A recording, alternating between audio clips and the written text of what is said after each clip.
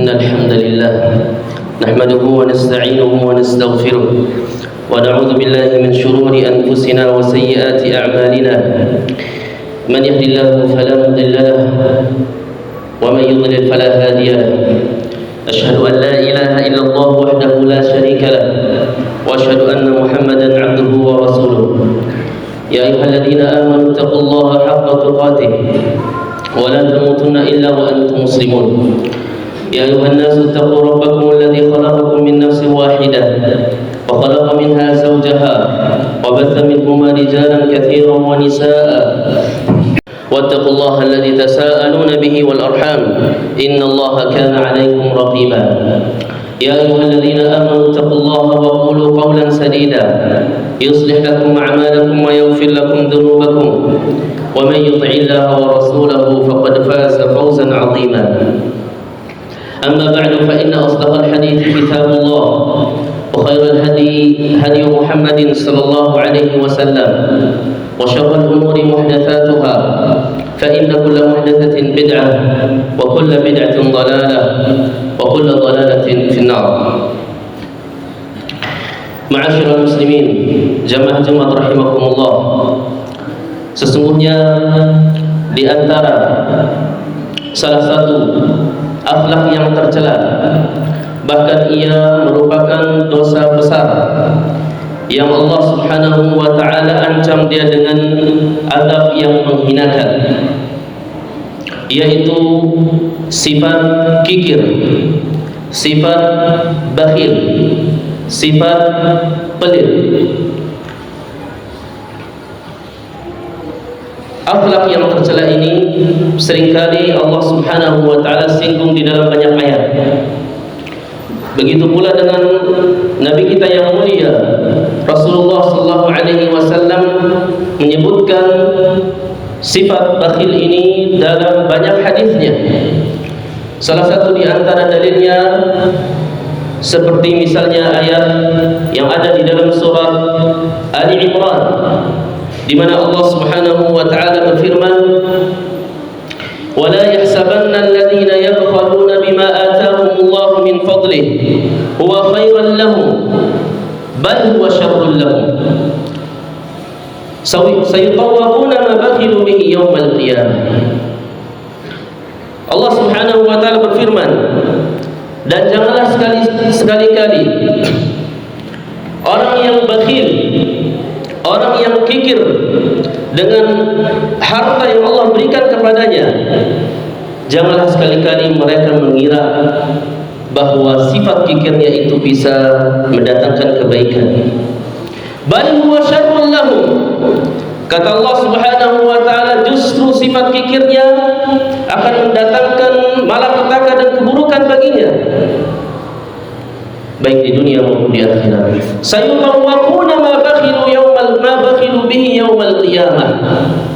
Kelak harta yang mereka simpan akan dikalungkan di leher mereka pada hari kiamat.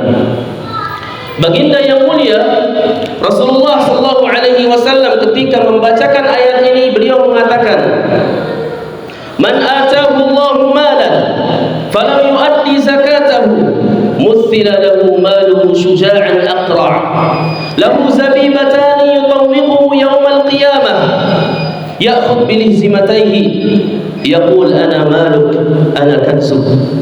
Hadis riwayat Bukhari. Nabi sallallahu alaihi wasallam bersabda, siapa yang Allah berikan kelebihan harta lalu dia tidak mengeluarkan zakatnya, tidak memberikan sedekahnya, maka kelak hartanya akan Allah Subhanahu wa taala rubah. Hartanya akan berubah, hartanya akan menjelma menjadi seperti seekor ular. Lahu zabibatan syuja'an aqra', seekor ular yang memiliki racun yang sangat dahsyat. Lahu zabibatani, kemudian dia memiliki dua taring.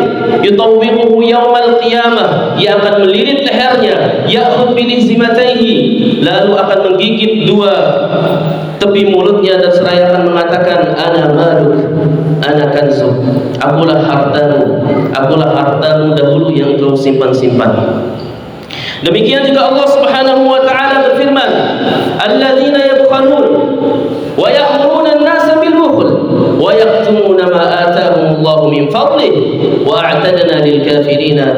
'adzaban muhina.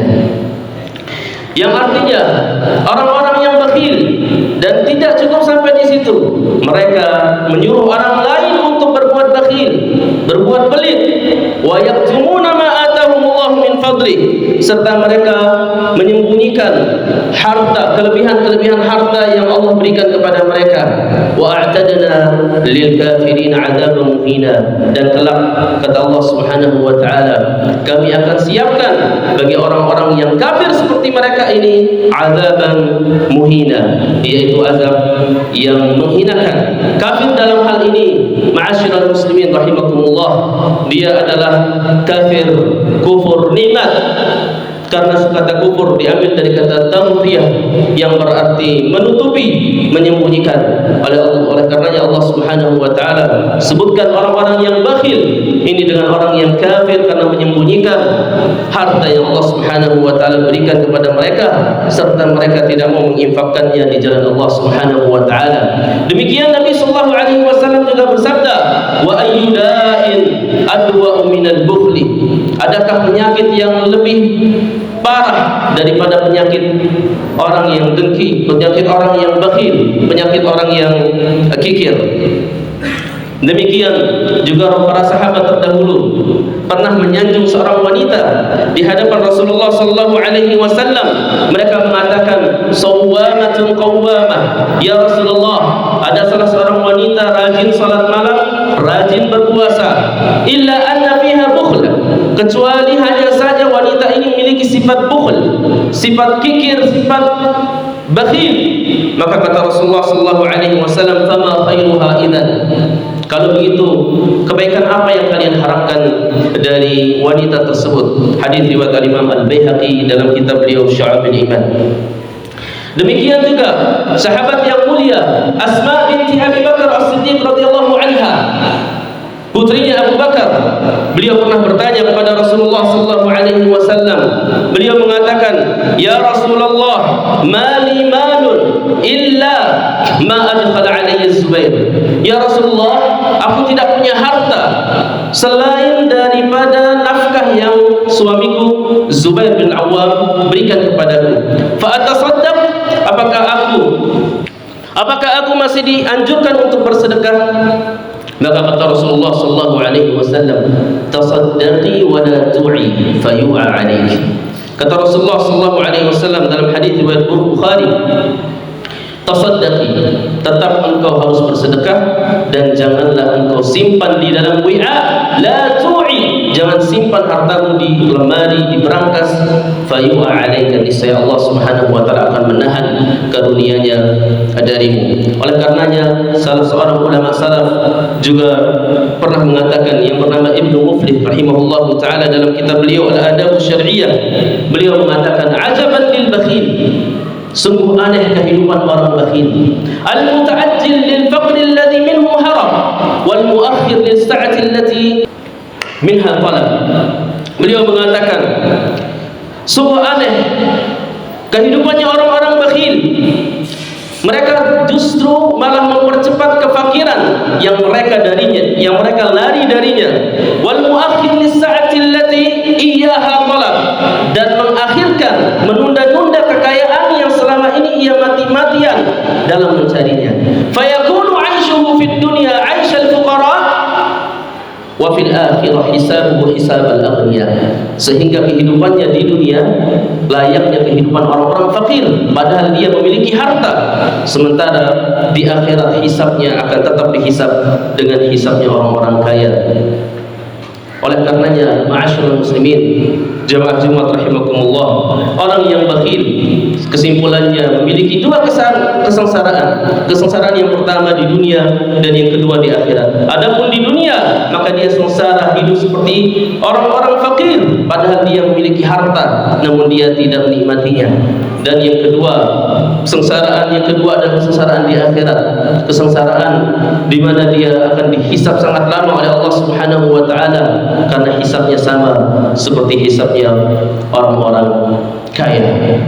Benarlah firman Allah Subhanahu wa taala yang berbunyi, wa may yabkhal fa innama yabkhalu an nafsihi. Siapa saja yang pelit, maka hakikatnya dia pelit untuk dirinya sendiri.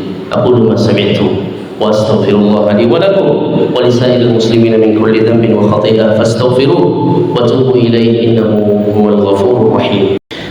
Alhamdulillahi ala ihsanih wa syukru lahu ala taufiqihi wa amtinanihi. Ashhadu an la ilaha illallah wahdahu la syarika lahu ta'ziman li sya'nihi wa ashhadu anna Muhammadan 'abduhu wa rasuluhu ad-da'i ila ridwanihi. Shalawatu rabbi wa salamuhu alaihi wa ala alihi wa ashabihi wa ikhwanihi. Ma'asyiral muslimin, sidang Jumat rahimakumullah. Kita telah mengetahui bahwasanya kekikiran, bakhil merupakan penyakit yang paling berbahaya. Oleh karenanya hendaklah kita mengetahui penawar dari sifat buruk tersebut. Adapun penawar yang pertama tentu adalah kita harus rajin-rajin berdoa kepada Allah Subhanahu wa taala agar terlindung dari sifat tersebut. Sebagaimana Nabi sallallahu alaihi wasallam ajarkan kita sebelum salam, Nabi sallallahu alaihi wasallam senantiasa berdoa berlindung kepada Allah dari sifat bakhil. Dalam hadis Bukhari disebutkan bahwasanya beliau sallallahu alaihi wasallam senantiasa berdoa dengan doa yang berbunyi, Allahumma inni a'udzubika minal bukhli wa a'udzubika minal jubni wa a'udzubika min an uradda ila 'ardhil umur wa a'udzubika min fitnatid dunya wa 'adzabil qabr.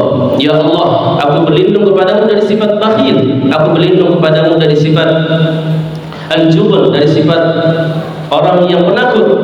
Wa a'udzubika min an uradda ila ardhil umur, yaitu aku juga berlindung kepadamu dari al-uradda ila ardhil umur, dikembalikan kepada umur yang paling hina, yaitu kepikunan. Wa a'udzubika min fitnatid dunya wa 'adzabil qabr, dan aku juga berlindung kepadamu dari fitnah dunia dan azab kubur. Serta obat yang terakhir, ma'asyiral muslimin rahimakumullah, hendaklah kita mengubah pola pikir kita.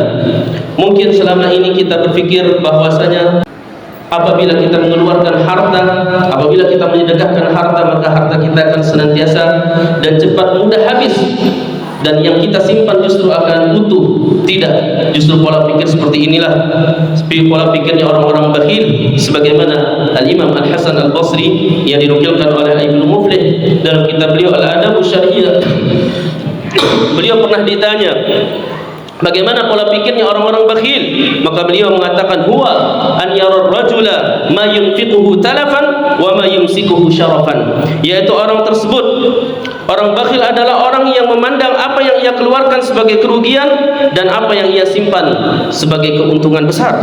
Padahal hakikatnya tidak, karena Rasulullah sallallahu alaihi wasallam pernah bersabda, ma naqasat shadaqatun min mal, ingatlah sedekah tidak pernah mengurangi harta sedikit pun. Dalam satu riwayat, bal tazidu, justru sedekah akan menambahkan keberkahan harta tersebut. Dan ingatlah, kita di setiap harinya berada di antara dua doa malaikat. Entah kita mendapatkan doa yang pertama atau yang kedua, di mana para malaikat yang pertama akan mencari orang-orang yang bersedekah, serta dia akan mendoakan orang tersebut dengan mengatakan, Allahumma a'ti munfiqan khalafa, ya Allah berikan kepada orang yang bersedekah ini ganti hartanya. Allahumma a'ti mumsikan talafa, serta malaikat yang satunya akan mencari orang yang bakhil dan mendoakan keburukan atas dirinya. Ya Allah, berikanlah orang-orang bakhil ini kerusakan, kemusnahan, kepunahan untuk hartanya. Wallahu ta'ala alam. Ibadallah, innallaha ya'murukum bi amrin 'azim bada'a fihi bi nafsihi wa thanna fihi bi malaikatihi fa qala 'azza min qailin 'alima. Innallaha wa malaikatahu yusalluna 'alan nabi ya ayyuhalladzina amanu sallu 'alaihi wa sallimu taslima. Allahumma salli ala Muhammad wa ala ali Muhammad kama shallaita ala Ibrahim wa ala ali Ibrahim innaka Hamidum Majid. Allahumma barik ala Muhammad wa ala ali Muhammad kama barakta ala Ibrahim wa ala ali Ibrahim innaka Hamidum Majid. Allahumma ighfir lil muslimina wal muslimat wal mu'minina wal mu'minat al-ahya'i minhum wal amwat innaka samii'un qariibun mujibud da'wat. اللهم ربنا لا تزغ قلوبنا بعد إذ هديتنا وهب لنا من لدنك رحمة إنك أنت الوهاب. ربنا آتنا في الدنيا حسنة وفي الآخرة حسنة وقنا عذاب النار. سبحان ربك رب العزة عما يصفون وسلام على المرسلين والحمد لله رب العالمين.